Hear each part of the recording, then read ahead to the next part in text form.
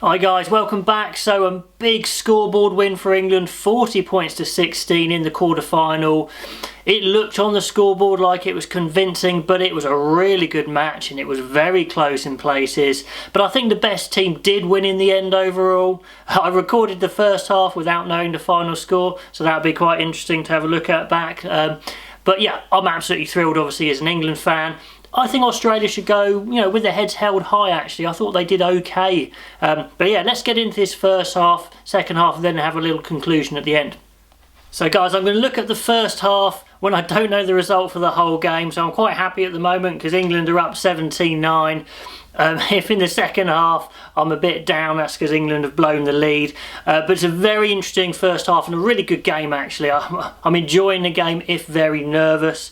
And England looked nervous in that first 5 minutes. They really did. And Australia's attack was flowing. They're looking good. The youngster Pattaya is a fantastic runner with the ball. He's going to be so good. And along with Karevi, they were attacking fantastically well. And England were patient. And they did actually start to force the errors in the end. So that was good. England got out of that nervous phase when Australia were looking decent. The scrum is a real contest throughout this half. At the start it was looking 50-50, but Mako and Sinclair aren't there for their scrummaging primarily. They're around the park players. And Australia, we know, have got a good scrum and we're getting the edge towards the end. So that's interesting if they make a change in the second half. Beale's counter-attack off a turnover was fantastic. He's done some great stuff and some poor stuff, Beale, but that's what you Australian fans told me, that's what he does, and it's true. But high tackle and Australia going the lead 3-0, and England are standing up in the tackle. It is worrying me. I've talked about the advantage of standing up in the tackle, but it is dangerous. You give away high shots. And also, Australia are slipping around tackles. England are getting a little bit wrong-footed at times, so that's worrying me a tiny bit. Australia want to run the ball, we know that. And they make a mistake from deep, they knock it on. Luckily, Hooper's right on hand to turn it over. The back rows are both looking great. England and Australia back rows are playing really well. Then we get the first try. It's a really good try. Both England tries were really good in different ways. Farrell and Slade move the ball very nicely. They don't look the quickest to me. I'm not 100% sold on Slade still, but handling-wise, skill-wise, he's top draw. But anyway, they move the ball nicely. Watson's playing really well down the right wing. Then we brought big runners and lines and decoy lines into midfield, and then it goes the other side. Curry's out wide, draw and give to May. It's a lovely team try. And what we really needed was Farrell to find his kicking boots, and he's nailed a couple of absolute beauties. That was 7-3. Yeah, Pattaya and Beale looking seriously dangerous, but we managed to get another turnover. And then Slade breaks away, does not have the pace, but he does have the skill, like I mentioned. Pokes through a lovely little grubber that pops up for May, who scores in the corner. And then another great conversion from Farrell, 14-3. So that is fantastic. And England were starting to get into their phases then. Things were looking good. But Australia are a good team, sharp turnovers, backwards and forwards, England upright in the tackle. Australia penalty at 14-6 on 25 minutes. Then a really interesting play where Australia deep in their 22 just don't clear. I think they should clear the ball a bit more. Maybe they're worried about the English line out, which is looking good. Beale does a crazy chip in his own 22, gives the ball away. There's a bit of ping pong, but eventually they gift England 3 points there. And then really good counter ruck by Curry. Curry's involved again later on, big hit, and Underhill over the ball. So the Kamikaze twins coming up trumps there, playing really nicely. And England start to wind this half down. I'm thinking, can they wind this half down, keep that comfortable lead? But Australia are too good. Karevi is absolutely awesome. Like we mentioned in the preview videos, what a 12 of the tournament maybe so far. And Australia's scrum's getting on top. They get a penalty, deservedly so. 17-9 it goes in at half time. England's line-out's looking comfortable, but their scrum's under pressure. It's very finely poised. If England can keep chipping away, you'd probably give it to them for hanging on, but we'll see. I don't know yet. This is recorded at half time. And the other point I made is there ever a camera shot on Checker where he is not moaning? Goodness me. Anyway, nothing's fair for that guy, is it? Let's see how it goes in the second half. So second half, England go in with a decent 8-point lead, but straight away Australia score. When their attack is on, it is on. Brilliant pass from Patea. Corabetti just scorches in. What a player he is. He was great all game. Him and Careva, just stars of the Australian show easily. 1 point in it. And I'm making the point again. Henry Slade, running wise, he is a bit slow for 13 for me. His skills are brilliant, but he does worry me speed-wise. Is Joseph a better decision? Option, we'll come to that later. He burns Daly, which is another weakness. Daly, when he gets isolated, isn't the sort of tackler that, say, a Bowden Barrett is at 15. So yeah, 1 point game. Then straight hit back with a fantastic team try for England. England's tries have been good. They move the ball nicely, use the big runners, Tuolangi this time, and then the speed out wide to May. And then as they bring it back, Sinclair hits a disgusting line up the middle, disgusting good. Big hole, for some reason slows down, but anyway, gets the ball down, celebrates, 24-16, props all like that sort of try, smashing up the middle.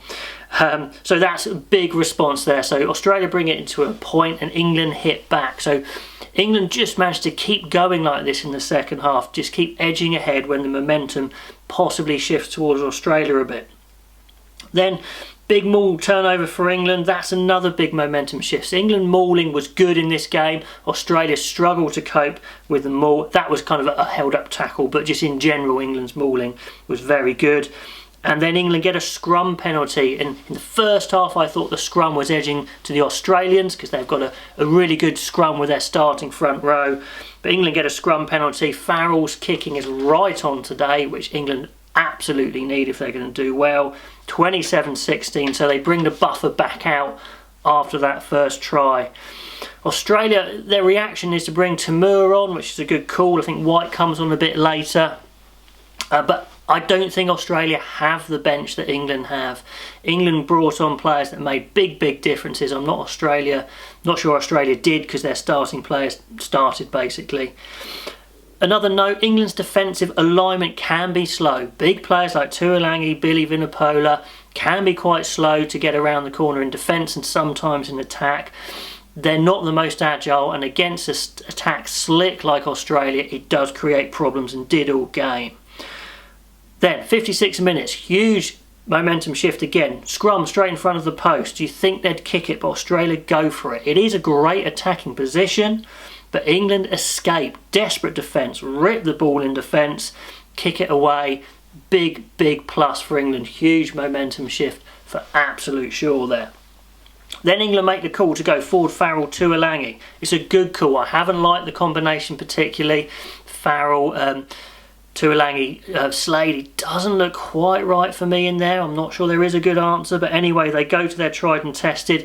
Marler comes on in a minute. Cole comes on as well. That makes a big boost, I think, with Australia tiring.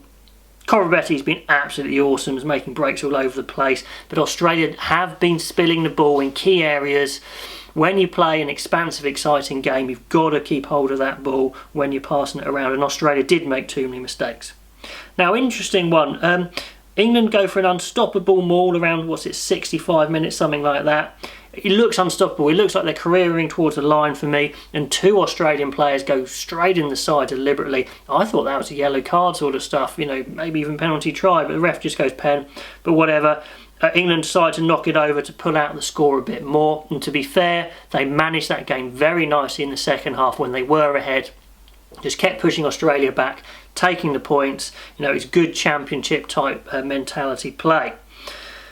Australia building nice attacks, really good attacks. England have to be right on it, and generally they are, but Australia have got such great players, they do break out occasionally. England's line-out pressure all game, and especially in that second half, has been excellent. Their line-outs look top-notch, to be fair. Forced some errors from Australia. It's been slick all game, very safe. That's a huge plus. And then when Marler and Cole came on, they started to really destroy the Australian scrum. We know Marler and Cole are the best scrummagers. We know Mako and Sinclair are the best around the pitch, and Genge if you want to include him as well. So it's a bit of a balance. At the beginning of that game, I'm always worried with, Mako, Sinclair, against a really good scrum, but they held their own, and then when the cavalry came towards the end, it worked nicely. It looked like game over at that point to me, 69 minutes. Big England maul. Australia have got no answer to this maul now. They infringe again, and England just closing the game out. And lovely kick again from Farrell, 33-16, just doing what they need to do. Australia have to chase the game. They know it's all over probably. Beale does, he does the brilliant stuff, he does crazy stuff, he has to do crazy stuff here. Chucks a huge pass, Watson has all the time in the world to read it, goes under the post, 40-16, and that's how it stays, even though Corabetti shows how unbelievable he is as a runner, scorches through, but it's pulled back for a forward pass. So there we have it. England on the scoreboard at least cruise through to the semi-finals. They'll be delighted. Everyone's fit. It was a tough workout which they needed, and I think that's a really big plus for England. But the game was closer to me than it looked on the scoreboard. Australia, I thought, put up a really good fight, and they played to their strengths. Corabetti were unbelievable. So sorry they're not in the tournament anymore. Just like almost players of the tournament, but they probably won't be because they go out at quarterfinals. Pattaya, I think, absolutely holds his head up high. Wasn't a weak link. Brilliant player for a 19-year-old. Hope we see a lot more of him in the future. On to England. They won it in the pack, essentially. Well, partly. They were dominant overall. The line-out was slick. They were a bit more physical. We knew they had a slightly better pack. We know Australia's back row is excellent, but England's young flankers matched them, absolutely matched them. Curry especially, Curry and Underhill, Kamikaze twins, matched them. That's a huge, huge plus. They needed that. They had Ludlam on the bench there to carry on that energy, because Billy is that little bit slower, a bit more of a basher. Good hands, but you know what I mean, a little bit slower. England's scrum subs were brilliant. Then their game management was excellent as well, and the best overall team won. However, it is not perfect. There are some weaknesses there for sure. England's midfield, I'm not sure. Ford Farrell, Tuolangi looked better. I'm not convinced with Slade at 13. He looks vulnerable in defence. If you're going to go Tuolangi at 12, I'd probably prefer Joseph at 13. But then you do have some good skills from Slade. I don't know. Let me know what you think. And Daly at 15 didn't have a greatest game, to be fair. Does look very vulnerable when he's one-on-one especially. I think it's too late. I mean, the only option is to put Watson there and bring one of the wingers on, but Noel seems to be struggling with injury. Could go Thokanasiga, but, he's young. So, few questions there, but it's a good, solid win. Some lovely tries. Mako came through very well. Huge positive there. Really, really good for him. He'll be starting next game and probably even better. Sinclair kept his head. Scored a great try. The midfield conundrum we've talked about. And England's back row absolutely looks good enough now, which has been a huge question for the past, 3-4 years, to be honest. And they're all fit. But there are obvious weaknesses. Australia go home with their heads held high. Right team won, I think. Who are they going to get? I don't know as recording this video. Is it going to be New Zealand or Ireland? If it is New Zealand, England are going to have to be better, I think, especially defensively in those wider areas, agility, realigning, etc. Anyway, if you got excited by that, England fans, then use my 10% discount code on the England Rugby store and use the links below if you want to. Anyway, guys, awesome stuff. I will catch you next time.